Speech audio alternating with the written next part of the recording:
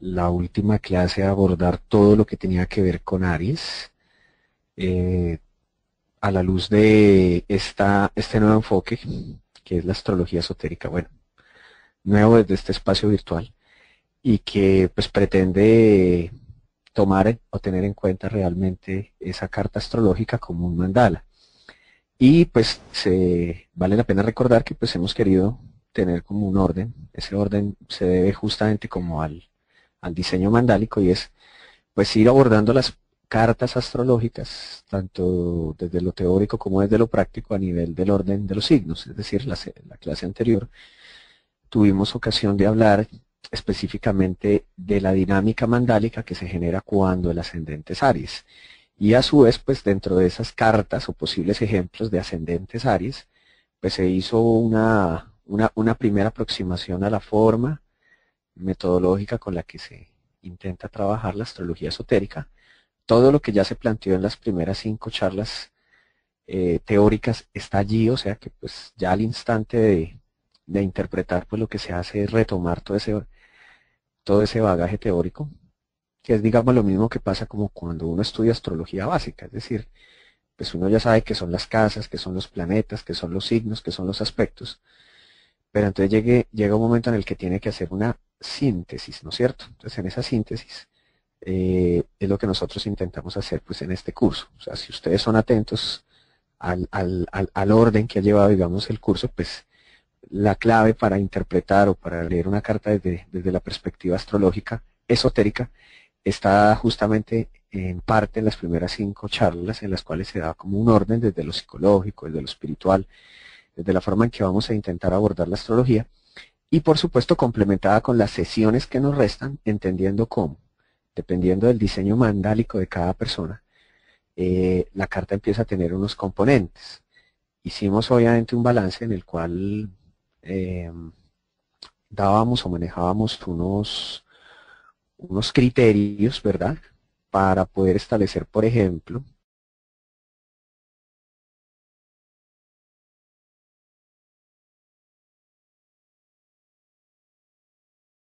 esto es como la luna en Tauro, aquello que yo ya traigo. Va a ser también muy interesante observar ese tipo de cartas en donde, por ejemplo, a propósito de eso que menciono, porque eso también puede ser frecuente.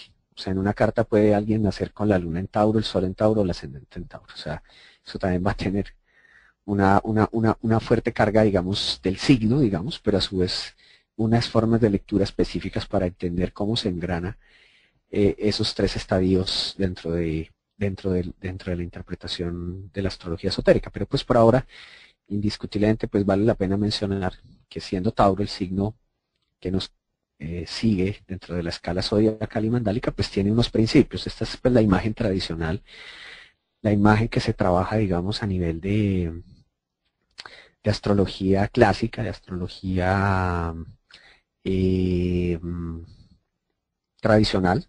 Aquí está pues obviamente la relación con su regente tradicional, que es Venus, y con las imágenes que hemos querido trabajar del gran artista Jofra, ¿no?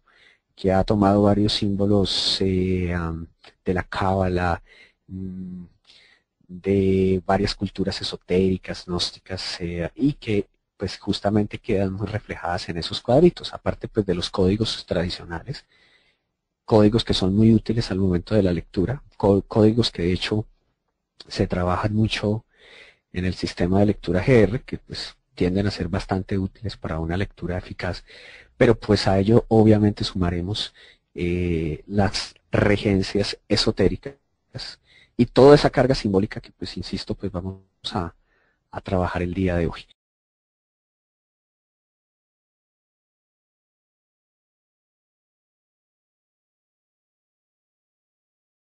Una o a la posición de una luna creciente, ¿no es cierto? Entonces, allí se encuentra un poco la exaltación de la materia. Y lo que les mencionaba hace un rato, con relación a estos aspectos, creo que esta es una ilustración más genuina, mucho más ancestral, de este mismo tarot egipcio, en donde pues se observa un poco la relación entre la luna, la segunda carta, que es justamente la exaltación de Tauro a través de las emociones, pero por supuesto a través del mundo material. Ese mundo material es el que en el destino de las personas Tauro por supuesto, y ascendente Tauro, pues necesariamente va a estar marcado. El tibetano, obviamente, en sus analogías con los 12 trabajos de Hércules, pues plantea unos puntos muy interesantes y, por supuesto, unas analogías muy interesantes en los trabajos de Hércules. El trabajo que le correspondería a Hércules, representado o representando la función de Tauro, es la captura del toro de Creta.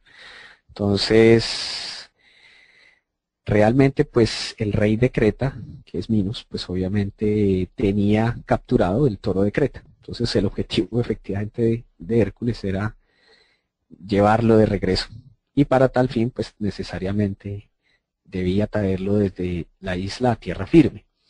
Él posteriormente, pues se le encomienda, y acuérdense que ahí en ese mismo escenario, que es la isla de Creta, hay otra epopeya u otro símbolo arquetípico como es la lucha entre Teseo y el Minotauro, quien justamente tiene que atravesar un laberinto. El laberinto arquetípicamente un poco es el símbolo, llamémoslo en este caso, de la ilusión. Entonces, para los esoteristas siempre los aspectos propios, aquí hay una ilustración de Rubens, muy interesante que he querido traer a colación, del pintor Rubens, en la cual pues justamente Teseo y el Minotauro libran esa epopeya. Entonces, salir de la ilusión, ¿no? Ya vamos a entender un poquito el contexto de cómo se vive o cómo se entiende o cómo se concibe la ilusión a través del laberinto, que es en este caso complementaria a la labor o a la función de Hércules, que justamente consiste o tiene como punto de partida pues la captura del toro de Creta. Entonces, pues lo que el señor Hércules realmente hace al final de su trabajo es justamente traer este toro desde la isla a tierra firme. Una vez lo hace, pues lo lleva a la ciudad de los Cíclopes, o por lo menos de esa manera se plantea un poco el símbolo de este trabajo.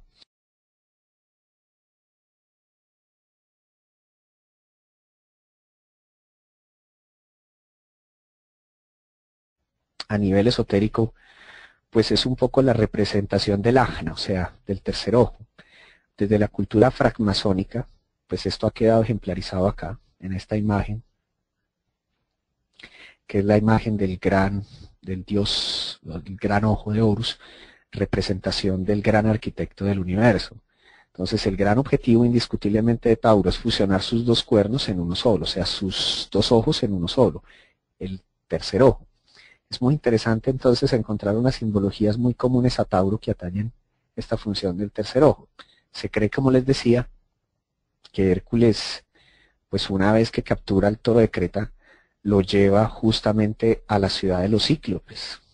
Y allí aparecen justamente los Cíclopes, quienes en todas las culturas han sido representados con un ojo allí, en medio de la frente, ¿no es cierto?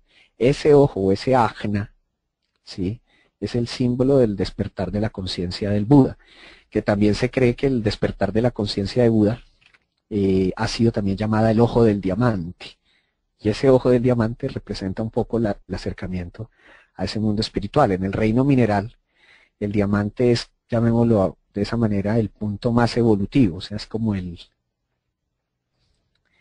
la piedra preciosa más sublime que puede existir.